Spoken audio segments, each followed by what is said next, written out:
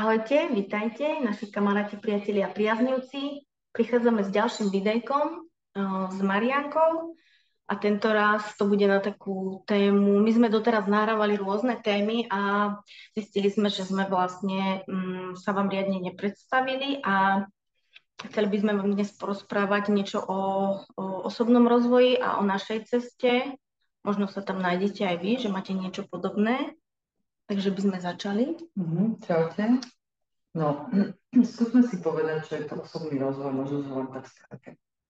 Alebo ako ho vnímame my a prečo vlastne sme niečo také začali robiť, lebo sa ma ľudia niekedy pýtajú, že prečo to robíš, alebo čo to vlastne je osobný rozvoj, alebo na čo to je dobré a čo je to ten vedomý život.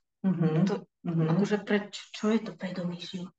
To môžeme potom tiež rozobrať trochu. No ale pre mňa osobný rozvoj... Vieš čo, začni, takže že povieš, sa predstavíš a vlastne... Ako som sa k tomu dostala skôr. Ako si sa k nemu dostala a potom, že možno ľudia pochopia vlastne, že prečo tá cesta a vlastne... Že nejak skrátke povedať. Skrátke, jasné. Áno, nemáme radi dlhé videá ani. Takže ja som sa dlhé roky venovala deťom, hlavne deťom, ktoré boli problémové. Veľa som pracovala s autistickými deťmi. A bola to taká cesta, že som sa v tom neustále vzdelávala, pracovala som, ale fungovala som stále v tom systéme. Áno, ja poviem, že ty si vlastne pracovala normálne v školskom systéme, v klasickom školskom systéme, ako poradky. Ja som pracovala na viacerých miestach, bola som aj asistentom pedagogickým, čo vlastne mi dalo najviac, lebo tam som sa stretovala s tými deťmi a priamo som s nimi pracovala, ale bola som aj odborným zamestnancom v školstve, čož už ma až tak strašne neoslovilo, lebo tam bolo veľa aj tej papierovej roboty a menej tej práce s deťmi, ale bola to cesta nejaká, ktorou som prešla a chodila som aj v špeciálnom školstve, aj na normálnej základnej škole a som si niečo študovala o tých deťoch. A potom sa udialo to, jednak ja mám 3 deti, ktoré mali zdravotné problémy, ktoré sa narodili sa už so zdravotnými problémami. A vtedy som nevedela, prečo to tak je a ten môj život bol veľmi komplikovaný. Už vlastne od detstva bol veľmi komplikovaný a mala som veľmi náročné a traumatizujúce detstvo. A potom postupne vlastne sa mi začali diať rôzne veci a rôzne udalosti. A ja tu ťa stopnem a neodchádzajte od tohto videa, pretože jak sa Marianke začali diať rôzne zaujímavé veci, tak ja sa jej o chvíľu spýtam jednu vážne zaujímavú vec a to, že či je čarodejnica. Takže určite vydržte a dozviete sa. Potom vám prezradím, či som aj ja. No a vlastne tie zaujímavé veci, ono to tak môžeme povedať, ale boli veľmi náročné, pretože najskôr to začalo tým, že môj muž mal autohaváriu, ktorá bola dosť vážna a už som si tam myslela, že žijem iný život ako v minulosti, pretože veľa vecí už som vtedy zmenila. Naše partnerstvo nebolo moc dobré, tam boli tie problémy s deťmi, tým sme sa venovali. Stávali sme, nebol čas na to, aby sme sa jeden druhému venovali, takže tam sa to celé rútilo. No a išla tá autonehoda, tak už sme si mysleli, že ako videli sme, že ten život nás facka a že nás vedie niekde, kde nechceme byť. Ale to si ešte, dá sa povedať, nežila ten vedomý život. Neuvedomovala, ale ako spätne, potom keď som to pozorovala, tak už som videla, že toto bolo už ako taká predzvesť toho, že zmeniť niečo. A potom prišlo to, že syn mal v 13 rokoch ťažký úraz hlavy a v nemocnici ho zle diagnostikovali a poslali ho späť do školy. A my sme nevedeli, čo s tým. Ja už som mala nejaké výcviky urobené, také terapeutické, ale to vlastne nestačilo na to, čo sa jemu dialo. A začali sme vyhľadávať rôznych odborníkov, začali sme robiť rôzne zmeny životné. A vlastne na takej komplexnej diagnostike, kde sme vlastne boli, tak som začala chápať, že to, že sa to deje jemu, sa nedieje jemu, ale deje sa to mne. A začala som... No ale ťa stopnem, že ty si vtedy mohla povedať, že Ako si veľa ľudí povie, Pane Bože, prečo ma tak trestáš? Prečo sa toto deje mne? Tá sebaľútosť tam Áno, isto bola. bola tam tá To bola sebaľútosť. dlhodobo, celý život som vlastne mala tú Celý sebaľútosť, život. hej. A som si Ale tak ako... musela prísť nejaká chvíľa, keď si Áno. to začala uvedomovať, že ďalej už to tak nejde a že to tak nechceš. No vlastne cez toho syna som pochopila, že ja som začala robiť ďalšie výcviky, začala som sa vzdelávať a robiť rôzne ďalšie terapie a pochopila som, že ak chcem jemu pomôcť, tak v prvom rade potrebujem pomôcť sebe. A kde si ty vlastne prišla, ty si začala sama hľadať nejaké terapie, alebo ako si vlastne na to prišla? No ja už tým, že ja som mala výcvik EEG-čkový urobený, tak som vedela, že to je... EEG-čkový výcvik je čo? EEG výcvik je výcvik v technike, ktorá pracuje s mozgom, aby sme sa dlho pri tom nezdržiavali. Hej, a to už som vlastne robila nejaké roky, ale bol to iba nejaký základ. Stále som mala tú hlavu odtrhnutú takzvané od toho ďalšieho tela a od tých ďalších našich častí, že som to tak vtedy vnímala. Čo to znamená odtrhnutá hlava? To je to, keď... To nie je, že chirurgické. To je to, keď nejaký odborník, a jedno aký, prídete k nemu s tým, že máte problém s migrénou a on rieši vašu migrénu.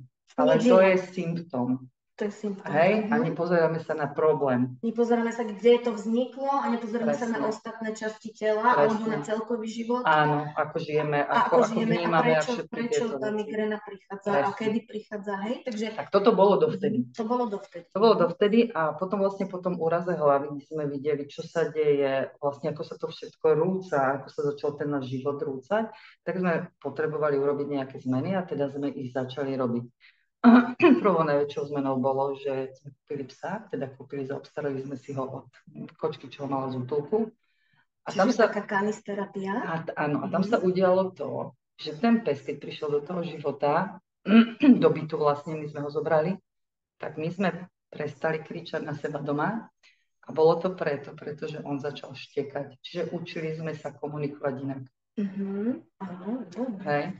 Takže to bola taká prvá cesta, potom ja som začala vlastne rôzne výcviky na to. To bolo stále na to, aby som pomohla synovi. A vôbec som netušila, že cez tie výcviky pomáham aj sebe. Pretože som začala mať iné vhľady, začala som vlastne chápať a rozumieť tomu, ako vzniká trauma.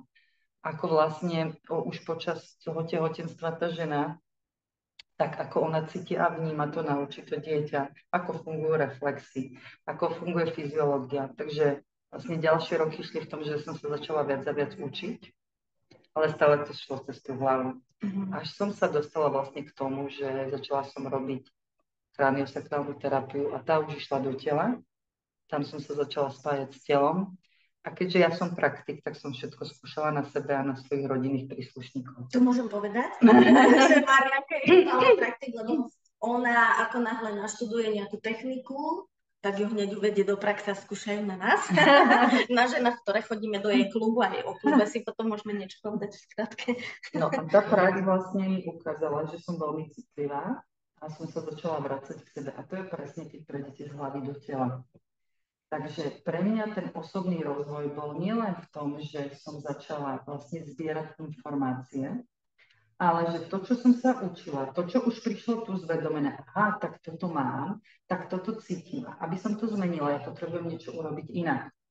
A potrebujem robiť inak, ako to dovtedy. Inak, ako som to robila dovtedy, alebo aj inak, ako to robili moji rodičia, ako to robili generácie predo mnou. A to štúdium už šlo ďalej a začala som sa venovať rodovým líniám. A tomu, že vlastne to gro toho, ako vnímame svet, ako žijeme, akého partnera si vyberáme, aké kroky v živote a rozhodnutia robíme, je to, čo nás naučili vlastne naši predkovia až do dávnej minulosti, že o nich ani nevieme, ale to DNA je stále v nás, nikto ho nevymazal. Tie programový, cez tú programovú mysel, emočnú, cez to biopole, všetko to vlastne berieme na seba, s tým pôrodom vlastne. A podľa toho žijeme svoj život, ktorý vlastne nie je nás, ale žijeme životy našich predkov. Takže tými výcvikmi som sa dostala viac k cíteniu, k prežívaniu, k emóciám, prežitkom, tomu tu a teraz, byť prítomný. A to ma viedlo k tomu, ako byť tu a teraz, keď si tu a teraz, tak vlastne pozoruješ, čo sa ti deje a rozhoduješ sa tu a teraz a nerozhoduješ sa z minulosti, ako si sa tam cítil a ako to Ako bolo. sa cítili tvoji predkovia Áno, a ten program, ktorý máš, ty vlastne rušíš. Áno, pretože ak si prítomná v tomto okamihu, zastavíš sa a dovolíš si cítiť, ako sa v tejto situácii cítiš a rozhoduješ sa podľa pocitu, čiže ak sa cítim nekomfortne, nejdem do toho, ale zase pozerám tam na to, či sa cítim nekomfortne, pretože tam je nejaké zranenie, to ma nepúšťa, alebo či to naozaj nie je pre mňa. Takže tam sú akoby ďalšie také... Jasné. To by sme už išli do podrobností. Ja v podstate môžem povedať pravdivo, že asi nepoznám človeka, ktorý by začal robiť nejaký osobný rozvoj bez toho, aby sa ocitol v nejakom prúseri, alebo len tak. Len tak, že mi je super a teraz ja idem na sebe pracovať, lebo sa chcem mať ešte viac super. Väčšinou príde niečo, nejaká situácia v živote, ktorá ti dá buď stopku na fyzickej úrovni. Poznám ľudí, ktorí majú autonehody a až potom zistili, že to preto prišla autonehoda, že majú zmeniť svoj život, alebo ktorí dostali ťažkú chorobu. Alebo rozvody prídu, choroby detí, ako si mala ty. Alebo nejaké životné situácie, ktoré prestaneme jednoducho zvládať. Ja som napríklad bojovala so záchvatmi úzkosti a panickými atakmi. O tých dôvodoch alebo o tom, čo bolo v pozadí, tak ja mám inšpiráciu pre moju knižku, ktorá má pracovný názov Vina je hovadina. Takže vlastne tam inšpiráciu nájdu čitatelia, no ja vám tie ukážky budem aj nejako neskôr posúvať. A vlastne na základe nejakého obratu v našom živote už nemôžeme zostať tam, kde sme boli. Ani sa nevieme vrátiť. A ani sa nevieme vrátiť do toho predošlého života, lebo to nejde. Lebo vlastne pochopíš, že je to inak. Pochopíš, že veci sú inak, ako si ich doteraz videla. Ako keby sa hovorí, že sa ti obratí život na ruby. Úplne na ruby. A ty čo? Môžeš zostať v tej situácii? Môžeš zostať, ale to nastane iba obviňovanie, sebalútosť, ľútosť. A to sú vlastne najťažšie energie, s ktorými sa žije ťažko. No a keď ešte nevieš, ako s tým pracovať, s akoukoľvek emóciou, ktorá príde, lebo ide o to, že na začiatku si potrebujeme aj tieto emócie dovoliť, aby sa vlastne uvoľnili v tom energetickom systéme, ale keď si nevieš, ako pracovať, tak postupne zabíja, že ideš fakt potom do takého, ako ľudia, ktorí sa dostanú do úplných sračí, kde som vlastne bola na úplné dno, že tam už je také obrovské zúfalstvo, že ty už uvažuješ o smrti, že toto som ja zažívala aj vlastne v tom vzťahu. Ako myslíš o ukončení života? Áno, že tam ako premýšľaš, že čo by bolo lepšie a premýšľaš proste o tej zmene a iným spôsobom premýšľaš aj o rozvode, napríklad ja v tom vzťahu. Ale ono to je tak ťažké vtedy v tých momentoch, že naozaj to vyjdenie z tej komfortnej zóny je veľmi ťažké. A tam potom ťa to pľasne iným spôsobom, tak ako vlastne sa to udialo mne, že ty už tam nevidíš iné východisko, len tú zmenu. No a teraz, ako urobiť tú zmenu? To je otázka. No ono to je, vlastne my sme ľudské bytosti a máme to nastavené tak, alebo väčšina generácií, podľa mňa je to zase program, že my potrebujeme naozaj cítiť veľké ťažkosti na to, aby sme tú zmenu urobili. Dá sa, že je to tak, lebo ako sme pred chvíľou hovorili, je to tak u väčšiny ľudí. Hej, a fakt to tak aj ja pozorujem a že podľa mňa je to aj to presvedčenie, ktoré si myslíme ako generácia, že život je ťažký. Ale on ťažký nie je. A život je, a svet je bezpečné miesto, by som povedala. My už teraz my už pár rokov sa tomu seba rozvoju venujeme, tak my už si vieme povedať, že svet je bezpečné miesto a život nie je ťažký, ale to neznamená, že sa neocitáme v situáciách, keď nám naozaj prípada ťažký a aj nemáme pocit, že svet je bezpečné miesto, ale ja si myslím, že ak sú tieto nejaké kulisy dané, tak vedomý život je o tom, že ide o to, ako sa na ne pozeráš. Ako sa k tomu postavíš, ako s tým pracuješ, ako reaguješ, ako sa správaš v súvislosti s tým k ostatným ľuďom. Čiže ak nezostaneš v tých najnižších energiách, ako sme hovorili, že to je vína, ľútosť, sebaľútosť, čo? Nenávisť, strach. To sú si také najnižšie, ale presne ma napadá, že to je presne ako, že ty vidíš, že ti horí dom, ktorý je, on začne hasiť. A to je proste nie si komfortnej zóny, že ja pozbieram všetky sily, ktoré mi zostali a idem niečo urobiť. A ty si ich aj pozbierala? No a ja som ich pozbierala, bolo to ťažšie, bolo to veľmi náročné obdobie pre mňa. A v podstate ma to potom priviedlo k tomu, že život už je proste taký, že už to berem ako životný štýl, že sa stále v niečom rozvíjam. A je to už taká moja životná filozofia, že ma to baví nazerať na veci inak, ako som bola doteraz učená a ako to mali moji predkovia. A moji rodičia naozaj mali veľmi ťažké životy, takže pochádzam naozaj z rodu, ktorý ako bol brutálny fakt z tohto pohľadu, že tam ako, myslím, že nebolo detstvo, že proste my sme neboli nikdy deti a ani tí naši rodičia nikdy neboli deti a tam to ide proste až do minulosti niekde. Takže ja si niekedy užívam v dospelosti detskú radosť, čiže je taká sranda a také iné, ale stále ma to vedie do toho skúmať veci. A zaujímam sa o to, čo jem, čo si kúpim, čo si oblečiem, čo robím v živote, ako to vplyvá na mňa, na moje deti, ako to vplyvá na túto zem, ako to vplyvá na ostatných. A že to výstredenie v tom strede svojom je o tom, že naozaj vnímam všetky tie veci a nenechávam to len tak, akože plynúť. Že mi to je jedno. Čo život zvonku prinesie, hej? Že nie, reagujem na to, čo život zvonku prinesie. Ale nenecháš sa tým balcovať? Aj nechám sa tým balcovať, ani tými emóciami, keď prídu, dovolím si ich, ale prežijem ich, ale proste tak to prejde a už proste to skončí tá emócia a idem ďalej. Ale akoby nestaviam sa k veciam, ako by sa ma netýkali. Proste všade, kde sa angažujem, tak to všetko sa ma týka. Čiže to je podľa teba ten vedomý život? To je ten vedomý život, že ma zaujíma, v akom prostredí bývam, s kým sa stretávam, komu dávam pozornosť a energiu, kto dáva pozornosť a energiu mne. A nezostávam s ľuďmi, ktorí ma traumatizujú a frustrujú, pretože to vnímam, že proste to tak nechcem. Ja svoj čas venujem tomu, čo potrebujem a tomu, čo sama chcem. Vedome sa rozhodujem v tom. Vedome sa rozhoduješ, áno. Ja som tiež v podstate, keď sa mi stalo tie panické ataky a tá úzkosť, začala som si googliť a hľadať na internete, že čo je to, prečo sa mi to stalo, deje a čo je za tým a takéto veci. A postupne som nachádzala aj otázky, odpovede na svoje otázky a potom som si povedala, že by som chcela vlastne byť v komunite ľudí, ktorá rozmýšľa podobne, ktorá takto ako vedomé rieši tieto svoje veci, že nenechať sa zvalcovať presne tým, čo sa mi deje. A naozaj, že sila mysle ľudskej je taká silná, že mi začali prichádzať do života tí správni ľudia, ktorí naozaj mi začali pomáhať. A ako si to mala ty vlastne? Ja viem, že ty si tomu synovi pomohla.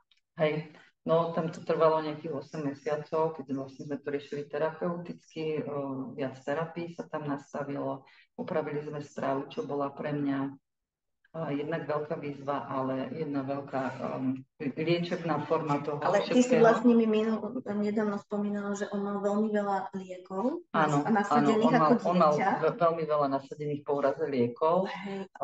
Fakt mal 9 druhov liekov za jeden deň, ktoré užíval po tom úraze, pretože vlastne tam sa spustil, on zažil veľký otras mozgu, ktorý vlastne nedefinoval ten lekár a spustili sa mu rôzne procesy, ktoré vlastne oslabili aj napríklad pamäť, že on si nepamätal veci a to bolo také najťažšie.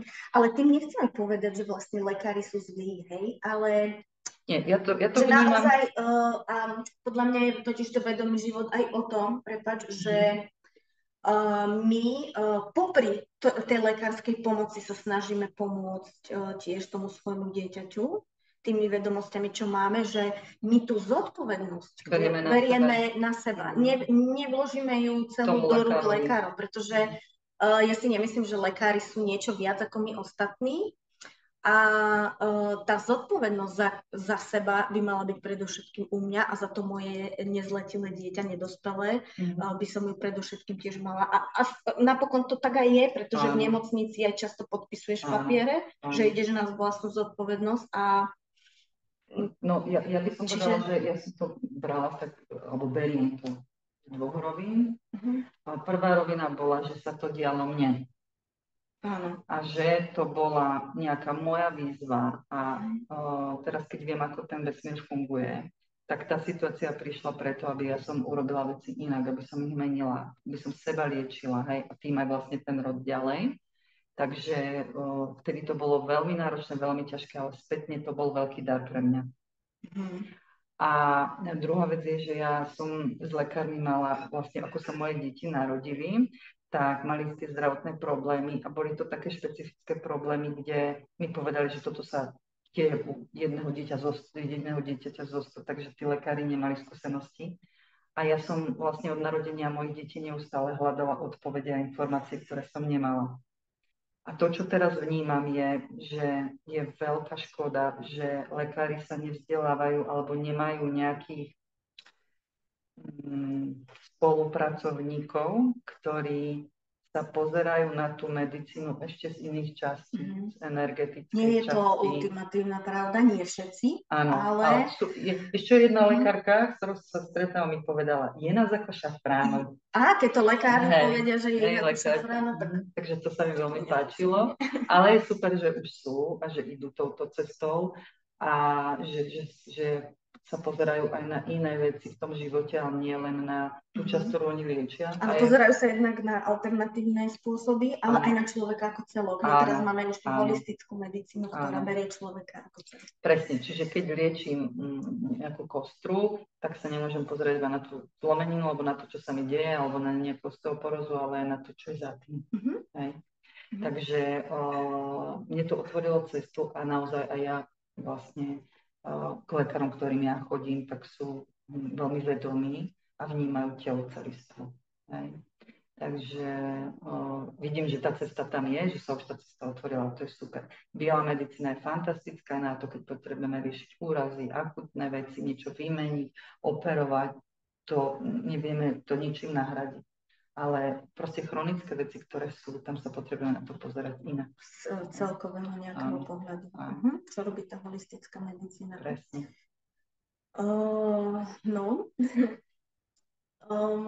Slúbila som, že sa opýtam Marianky, že prečo je čarodejnica a prečo o tom hovoríme, lebo ten sebarozvoj už podľa mňa robí veľmi veľa ľudí nejakým určitým spôsobom, že sa rozvíjame. Napríklad niekto si študuje tú motivačnú literatúru, niekto sa zapojí do nejakých kurzov rozvoja osobnosti alebo rieši vzťahy v rodinách na pracovisku. Teraz je, nechcem povedať populárne, ale je to veľká pomoc koučovanie, jednak business coach, business mentory, ale aj vzťahový, neviem, aký ešte všelijaký. Takže je veľa ľudí, ktorí sa posúvajú dopredu a napriek tomu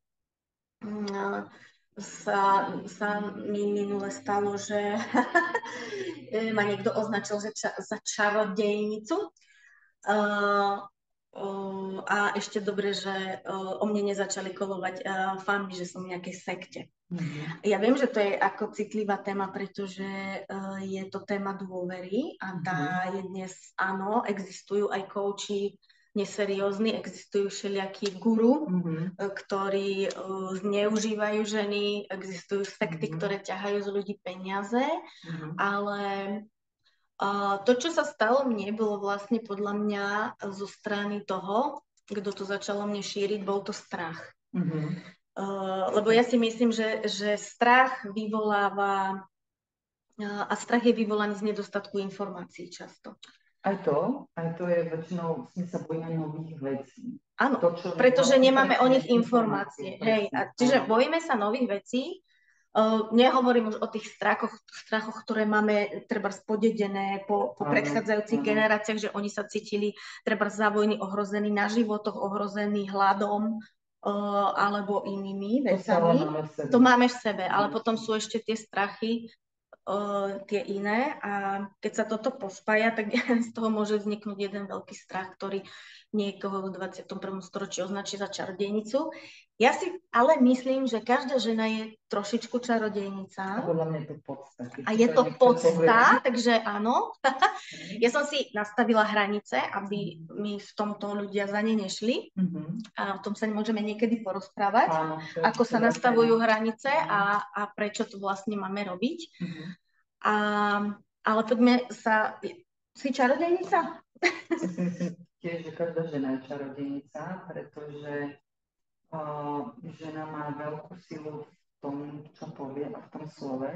A keď sa pozrieš aj do histórie a do minulosti a čítaš niektoré také zaujímavé knihy, tak sa dozvedáme, že vlastne tá energia ženy je naozaj tak silná, keď s ňou robíš, vedome sa tomu venuješ, že v minulosti, keď odchádzali tí muži do nejakej vojny, tak tie ženy im hovorili rôzne rituálne veci, aby ochránili ich život. A naozaj tie, ktoré sa tomu venovali, tak potom tí muži prichádzali možno zranení, ale nie mŕtvi. A tak to je jedna taká zaujímavosť, že keď to tam načítate, ako to fungovalo, že vlastne tá sila slova my už vieme, aká je, pretože my už máme aj vedecký výskum na to, ako fungujú vibrácie, ako funguje rezonancia. Čiže tá vibrácia, sila slova sa dá zmerať? Áno. A vlastne meriame to v hercoch a mnoho výskumov naozaj hovorí o tom a je veľa naozaj vedcov, ktorí sa tomu venujú, sú o tom knihy, že ako vlastne tá vibrácia funguje. A to energetické pole funguje tak, že vlastne tá myseľ, tá myšlienka, ktorá je tým elektrickým nábojom v tom poli. Ten pocit, prežitok v srdci je magnetickým nábojom a spolu vytvárajú elektromagnetický náboj.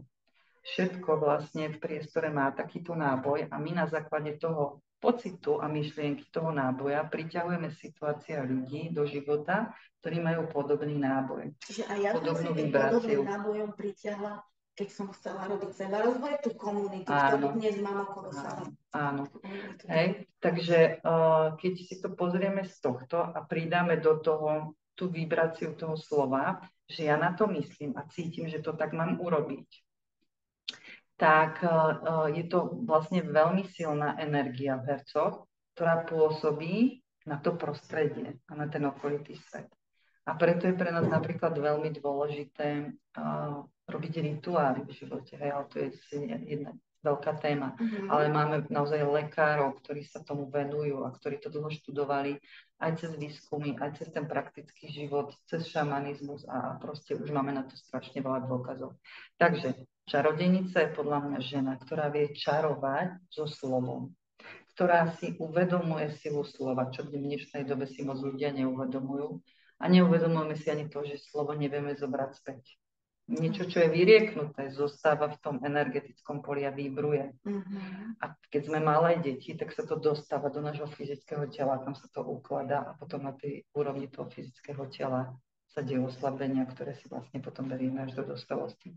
Takže čarodejnica čaruje so slovom a je na nás, aký svet si vyčarujeme. Hovorí sa, že slovanské jazyky špeciálne majú osobitnú vibráciu, že to je proste niečo, to je duchovný nástroj, ten náš jazyk ako keby. Áno. A ja sa až dlhšie zaoberám tiež so slovom, takže tu sme si brzli na rovnakú strunu, lebo však ako sa živím slovom, živím sa písaním dlhé roky a musím povedať, že naozaj my používame mnoho slov v nepresných významoch a potom vznikajú mnohé konflikty alebo nedorozumenia a dnes si ani mnohé slova, podľa mňa nevieme ich význam pôvodný už ani vysvetliť, ani už ho nepoznáme vlastne. A pre každého aj to slovo znamená ešte niečo iné. Áno, a každý si môže to slovo ešte vysvetliť inak.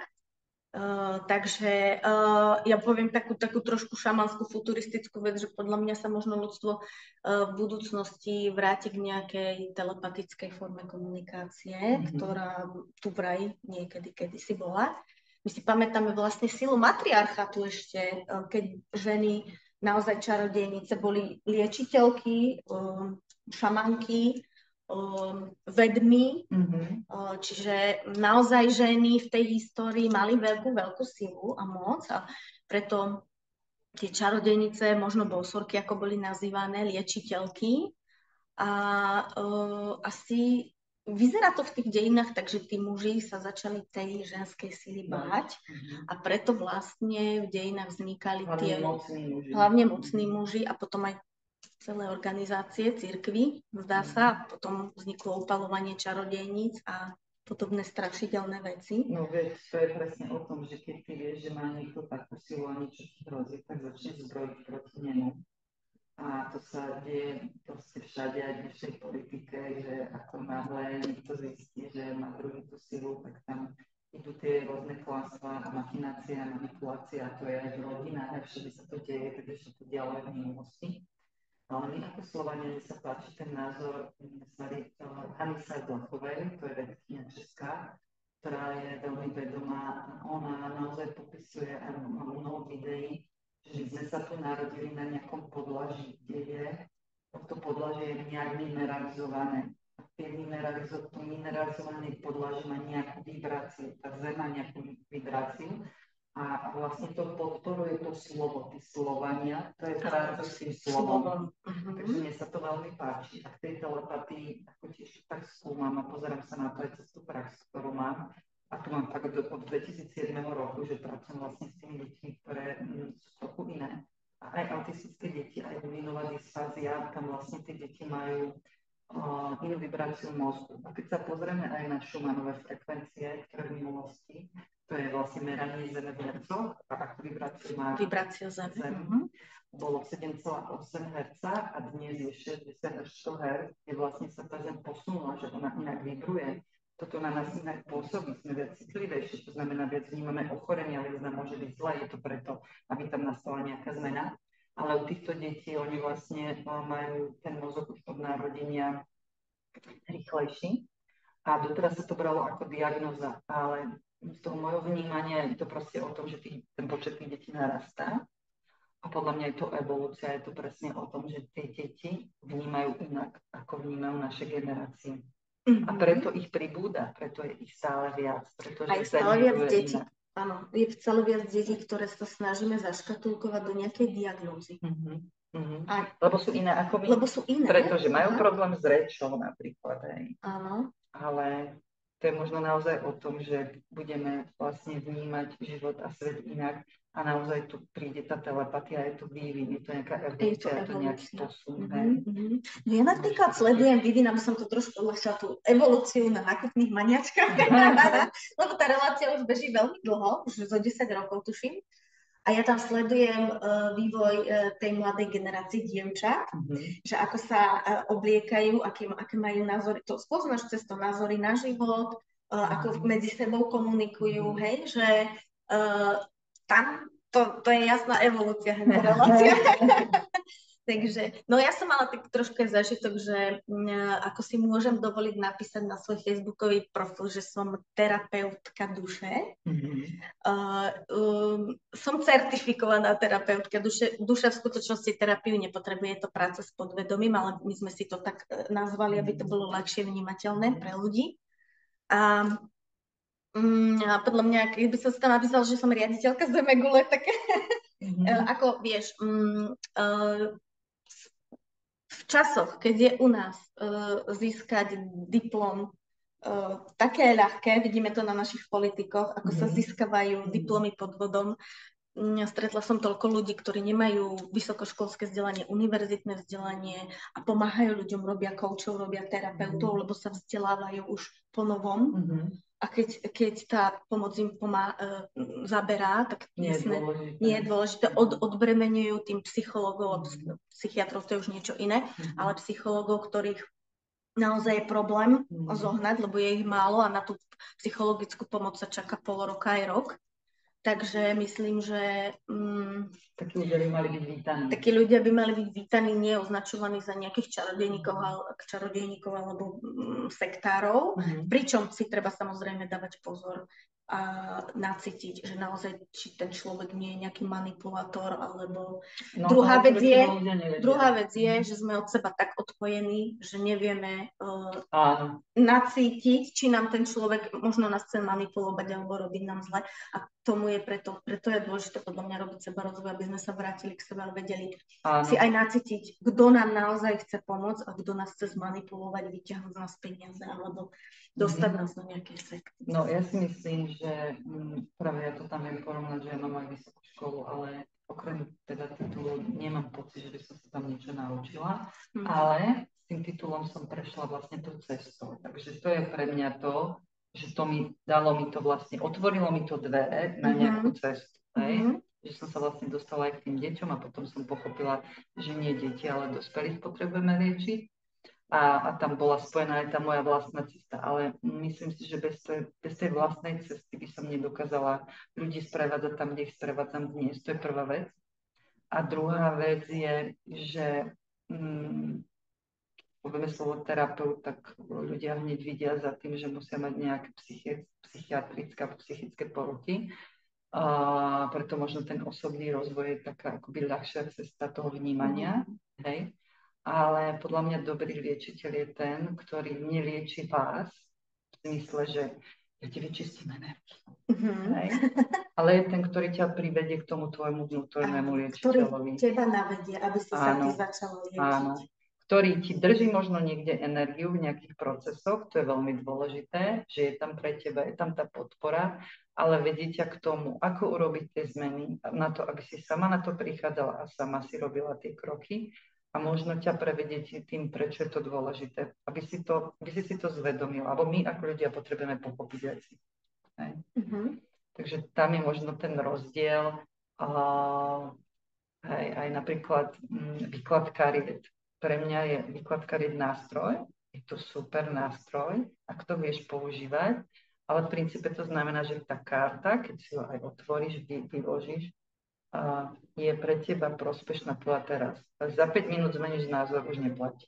Tak. A už vôbec sa kartami nedá predpovedať budúcnosť, lebo tam vlastne neexistuje. Lebo ako náhle my urobíme nejaký iný krok, budúcnosť sa zmení. Už za minútu je iná. Takže ako môže existovať budúcnosť? No.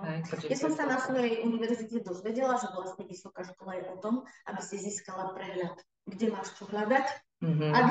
Tak to som ja nezískala. A kde máš čo nájsť a dneska máme všetko na internete, aj to dobré, aj užitočné, aj to zlé, na čo si treba dávať pozor. No ale to je presne, že tá cesta ťa dovedie tam, kde máš byť. To znamená, keď ťa dovedie k terapeutovi, ktorý ťa manipuluje, tak ti ukazuje, že aj ty niekoho manipuluješ. Presne, zase na to sa treba pozrieť aj takto. Keď sa pozrieš na to potom s odstupom a proste tie veci, čo sa mi diali, a boli to zlé veci, sa mi diali preto, aby som konečne otvorila oči a začala som robiť veci inak. Takže ďakujeme vám za pozornosť a čarodejnice sa s vami učia takedy na budúce. Majte sa krásne. Čaute.